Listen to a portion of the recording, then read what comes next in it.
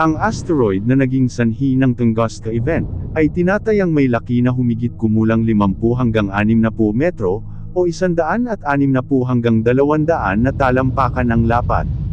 At tinatayang nasa 130 talampakan ang diameter. Ang asteroid ay malamang nasa 100,000 metriko tonelada o 220 milyong pounds ang timbang.